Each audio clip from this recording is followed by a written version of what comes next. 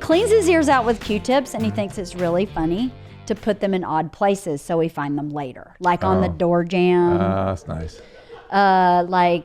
He puts them like in my daughter's nightstand, so she opens. Did you ever put them in their cereal or anything weird? No, nothing like that. Nothing terrible. No, nothing with food. Are you kidding? I'm just saying. You know he's going to rupture his eardrum doing that.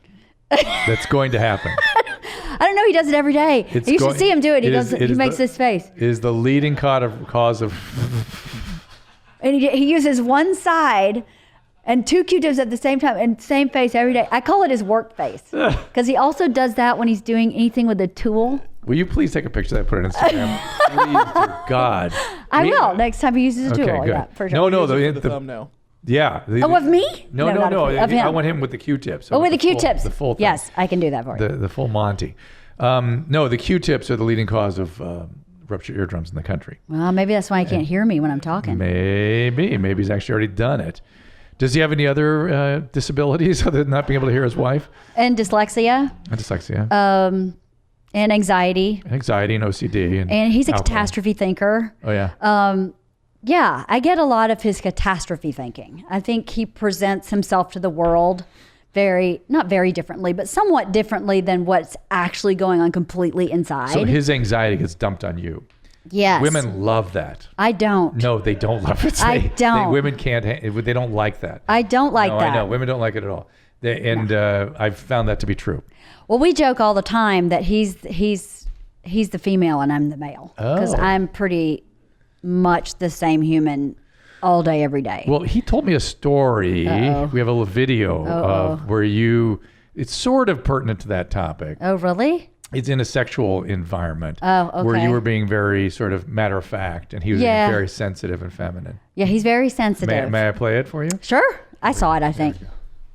So I'm about to have an orgasm, and as she sees it in my face, she just starts giggling and goes, "Oh, look at him!" Oh, and it took it away. It didn't. I mean, the stuff came out, but the actual orgasm went away. I was like, "Whoa, what the fuck did you just do?" So then the next, it's sort of like baby mommying you a little bit. I don't even know. It's the way she talks to my dick. Like if she sees my dick, she goes, "Oh, little guy." What? Yeah, she doesn't. She's not. Yeah, she doesn't look at my dick and go, "Whoa, look at Thundercock." Well, I'm yeah, so pleased to know sorry. you, Dan. I'm so pleased to know you. It's so good. Well, the thing about talking about sex, people ask me all the time why I, quote, let him, like I could stop him. Yeah. But we all have sex. Yeah, it's not like married people don't have sex and don't do stupid stuff like go, "Oh, little guy. Look at that little guy." But I only say that like when he's showering, not when we're having sex. I would never say that when we're having sex. He's not little. Warm water or cold? Either. Okay. He's pretty little.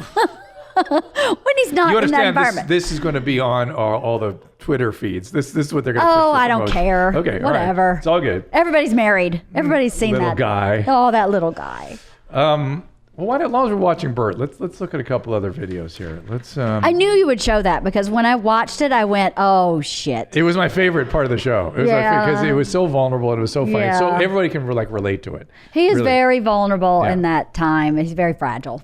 And I didn't mean it as a condescending, I didn't mean it. You like understand, mommy. for every male on earth, the comedy is that he lost his orgasm. We don't care what you did. Right. Was perfectly reasonable. I didn't mean for him to do that. I wasn't trying. He had an orgasm without a climax. It's crazy. So this next one is Bert's view on unassisted sleeps and how he thinks both you, LeeAnn, and Drew are aliens for being able to do that. Oh, I see. She's the kind of person that at the end of the night can turn off the lights. This is going to sound sociopathic to you. Turn off the lights, turn off the TV, no drugs, no alcohol, get in bed, and close her eyes like a fucking Mormon. Just like, well, that's it for me. I'm done thinking. Conk. I can do that too. Oh, what the fuck's wrong with you people? I know. You're done thinking? That's when I start thinking. That's when my brain's like, let's talk about the diseases we think we have. We're pretty sure we're developing a baby arm because we have ALS. This is actually what happens in his brain a lot. I know, I get it. He's at the catastrophizing and the anxiety and stuff. Yes. Does he actually bring up diseases and stuff to you? Yes. Oh no, you got to call me when that starts. Oh, seriously, it happens. I can bail you out of that in a second. You know what's so funny? This was a learning curve in our marriage. Okay. Remember, I grew up on a farm. Yeah. Remember, like my dad shattered his thumb with a jackhammer and splinted it himself and never went to the doctor. I mean, like that's who I grew up with. He is an alien to me in the way that he manages his coping, which is almost non-existent. So when something happens, like he had a spot on his face right here. A spot, like a zit? No, it was like a dry patch. Yeah. In his beard. Yeah. And I was like, it's a dry patch in your beard. Just shave your beard. Yeah. He's like, it's definitely cancer. For 100% it's skin cancer. I'm like, dude, it doesn't even look remotely like anything I've ever seen. I command that you call me when these things get going. I insist. But I'll say to him, just get over it in the beginning of our marriage. And that was far worse than saying, why don't you just go have it checked out? So let me get this straight. So you used to say, hey, dude, get over it. Yeah, just get over it. It's no big deal. Would he get angry at that or just escalate? It would escalate. Escalate the anxiety. And I was discounting his feelings. And I was not validating what was going on for him. And we've had this conversation a lot as we've been to Bert married. Kreischer? Is I keep saying, but I'm like the voice of reason. If you know yourself to be this spiraling, catastrophe thinking, obsessive compulsive tornado, yeah. Then what do you want from me? Would you like me to jump in the tornado and intensify it? Yeah. Or do you want me to kind of calm it down? Yeah. And I think he really wants me to intensify it, and I just can't do that. I think that's very unhealthy. Now, I don't want to discredit how he's feeling. I don't think he wants to intensify it. I think he does, sometimes, because he gets really angry when I go. Is that gratifying in some way? I don't know. No, next time you just go call Drew. He'll ask him. I'll do that. Seriously, just go call Drew. Thank you. Yeah. Are you sure? Well, this is how bad he is. If he does it more than about 3 times, we'll have a talk. Okay, this is how bad he is. I have this great doctor that I love, I've had forever. When we first started dating, he was like, I guess I need to get like a regular general practitioner. I called her ahead of time and said, listen. I'm going to give you this guy. But just so you know. Yeah, I would appreciate that. He'd be on the phone all the time. Yeah. So, but it will give me an opportunity to straighten him out a little bit. You know, if he calls more than about 3 times, then we will have another kind of talk. I would love that. Yeah. Really? That would be great. Yeah. No problem. Okay. I'm good at that stuff. All right, this next clip is about how Bert deals with his reward system. Okay, this was the other favorite part of that interview for me. This is why he's not an alcoholic. He's a reward system person. He's treats. I have a problem with treats. Like, I need treats. I always want treats. I can't live a life without treats. like if I need making white a treat. A hardcore treat. Okay. And sometimes after I make white, I get depressed knowing I can't make white immediately again. So my treat has been taken away from me. Fuck it, I'm gonna drink. Yeah, this is another ongoing issue we've worked with in our marriage. Is the treats. The treats. And sometimes... Are you a treat? I am a treat. Yeah. And Making white is a treat with me. Yeah, but I get that because he's compulsive, we can't just do it once. We got to like... No, that's not it so much as... the joke used to be, the way the treat would work best for him is if I were nude on the floor at the threshold of the front door. So when he walked in from being on the road, he could just... have sex with me like in the front door, and he pretty much said that's right. Well, you understand, for most men, that's right, except they know never to say that.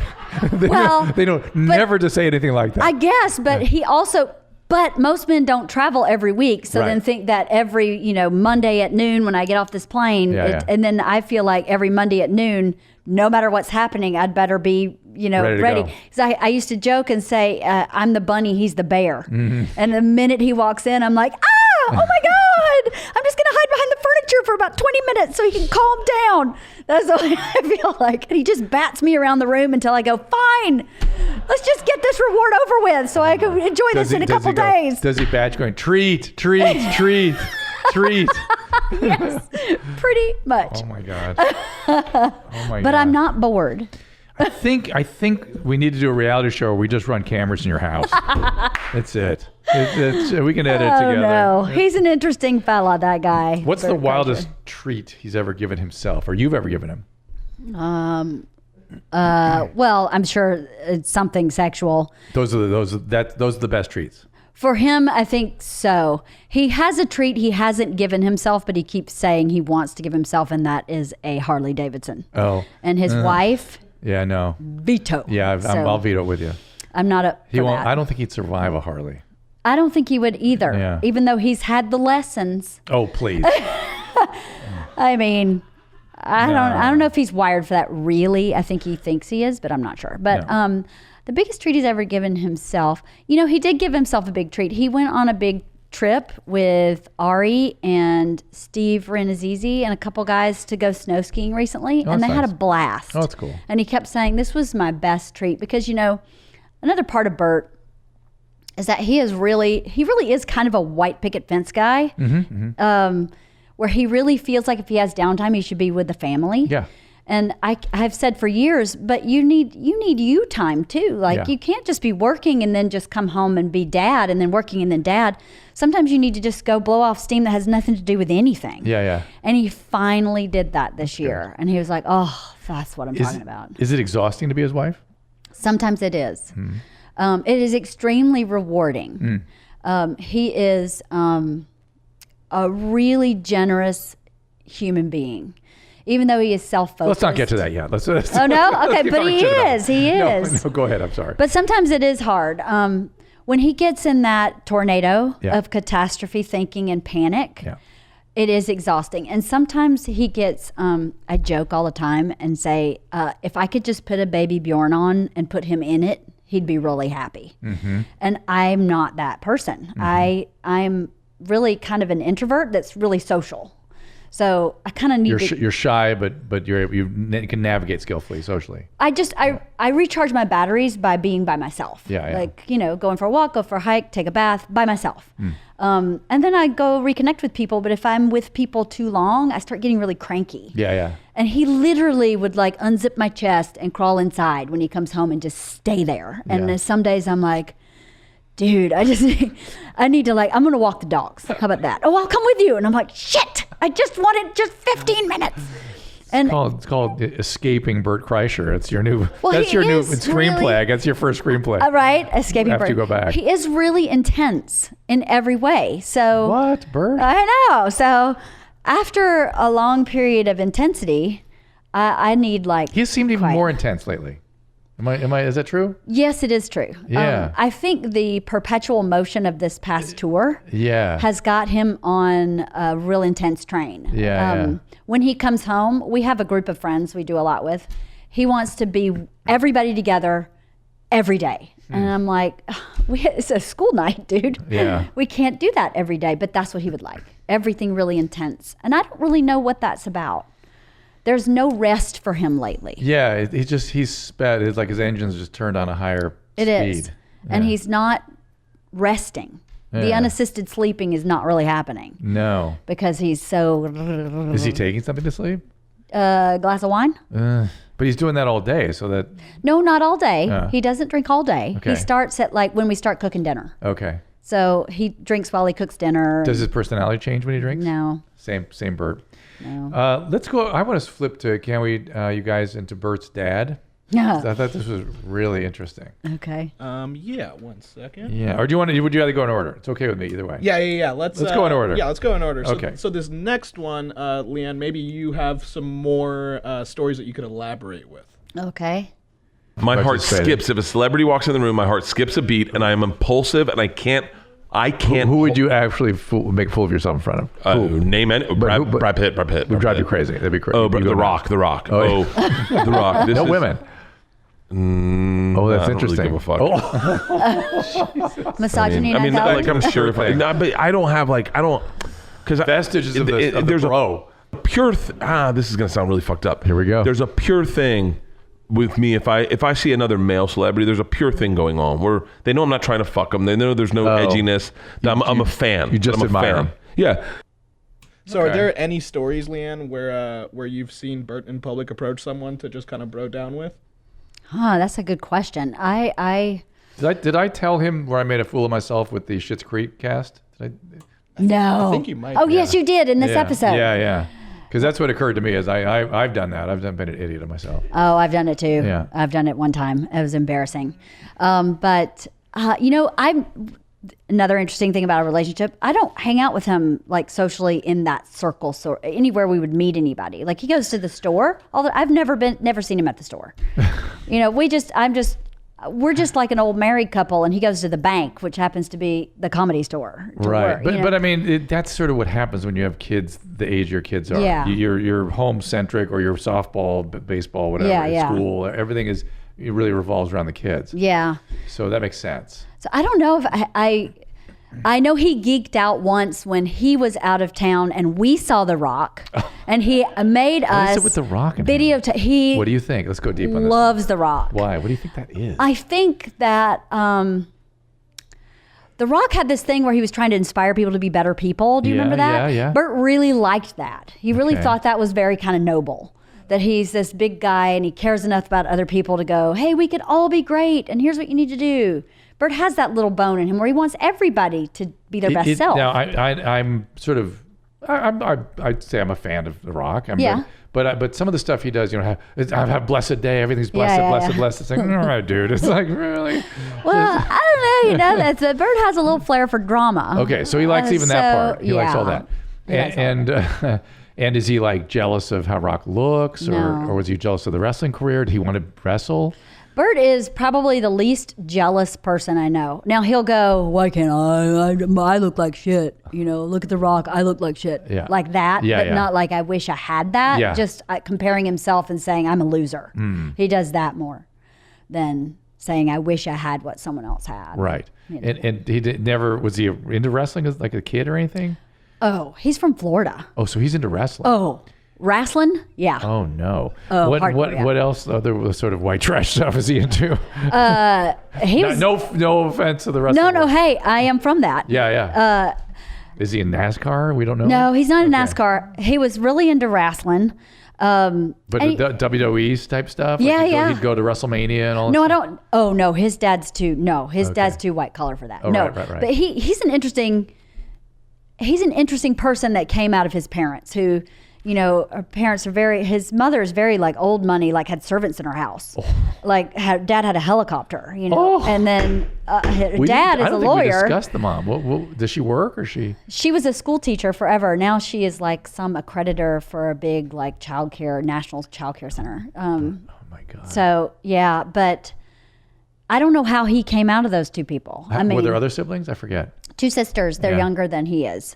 And his youngest sister is very similar to Bert. Much worse anxiety than Bert, but really successful in her field. And they're both really sweet girls. But interesting. He never wore a shirt. He wore Speedos all the time and moccasins. Oh, he lived in Speedos. That's all he wore when he was a kid. Speedos. You guys know what Speedos are, right? Well, he wears them all the time now as an adult. What? I thought that was just a joke. No. Oh, no. The first time we went camping, we went to... What? Yes. He wore a Speedo for 4 days straight, slept in it it had like sweat rings on it. It was disgusting. But he was like, this is where I'm most comfortable. I think he might have sensory processing stuff because he can't do his shoes. Yeah. He can't tuck in, button up, that's why he wears like baggy pants and baggy t-shirts. But I mean, how restraining is a bathing suit compared to a Speedo? Good question. I don't have anything down there to restrain. Has anybody ever addressed the Speedo habit with him? Like, do you ever notice when you walk around the beaches in California, you're the only one with a Speedo, Bert? I don't think he minds that. Does he wear it on the beaches? Yeah. With our kids. Always has. Oh, your daughters are not going to allow that to continue. They're not going to allow it. Yeah, maybe not. Maybe not. Now that we're in teenage years, maybe not, it is going to be on. I can't wait for that conversation. Yeah. He tried to get Speedo to like sponsor him. I understand that, but I thought it was all just shtick. I didn't really actually like it. No, I have pictures. I'll send them to you of him as a small child wearing a Speedo. I think I wore a Speedo when I was about 4, maybe 5. No, he's like 10, 11. And I've never seen an adult male wearing a Speedo if they didn't have a cap on with a number on the side and they're about to race 100 meters. Or in Europe, yeah. Right. Well, come to my house, Drew. He wears them all the time. I saw it on Instagram and I thought that was for the comedic flair. No, it's comfortable. He'll wear board shorts. I think when we leave this interview, that thing's going to haunt me. Is Bert in a Speedo? Yes. I did not know that. Yeah. Well. And it must get more and more glorious as he ages and drinks. Well, it gets smaller. The Speedo the little guy. The Speedo just gets little guy. And people are sending them these Speedos with like the rebel flag and like one's got covered in hot dogs and oh my God. One's got an eagle right where the little guy lives, this big eagle like rah, and he loves them. He thinks they're amazing. Oh, you need to do a whole series. Tell him to do an Instagram series on his calendar. Calendar. You should do a calendar. Speedo calendar. With composine. The dad. Let's get into some video with the dad here. Yep, this is the last one we have prepped from the episode, and here we go. I was an attorney. Is he cool with your job? Now he is. Yeah, he just came out on stage with me the other day. Is he still practicing? Still practicing. Wow. He's always been cool with my job. He hasn't figured it out. He doesn't understand it. He doesn't really get it. Yeah. Like even my story, when I tell a story, he's like, what? Why does anyone think that's funny? He's never seen me perform. Never seen me perform live. Never seen me. Would it be weird to have him there? Now it would. But who told us, guys? Who told us about their dad coming out on stage with them and then he got hooked? Do you remember this? What was the question? Who told us about a dad that came out on stage with him during a comedy event? I thought it was Bert, and he got hooked, and he then kept. Was it Brad Williams? I thought it was Bert in my memory, but I can't remember who it was. But he said the dad came on, he introduced him at one of his events, and the dad like kept calling him for like 3 days, like, "Hey, that was fun. Hey, I can see why you like doing this. Oh, that hey, was how Al. Can I do?" It was Al. Yeah, right? Al did that. Yeah, Bert, right. He did. He did go. I could see how you could really get into that. That was really great. Yeah, yeah. That to me was sort of a tell. Yeah. It starts to make sense to me now how Bert comes from that dad though, because that's dad's alter ego, right? I say kids can push against their parents. Right. There's also a theory that the sons end up fulfilling their dad's fantasies. Well, here's an interesting piece of the puzzle.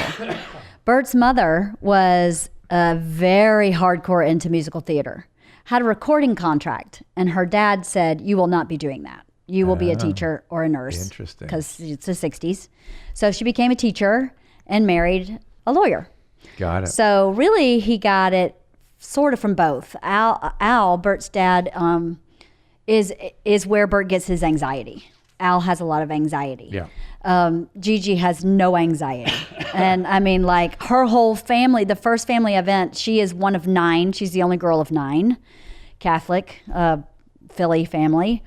And the first event I went to, they were literally fighting over the musical instruments to sing and perform. Oh. So it's in the I think he got it from both sides. Interesting. Interesting. There's a lot of very. I mean, you could learn a lot about human psychology and development studying Bert Kreischer. Yes, you could.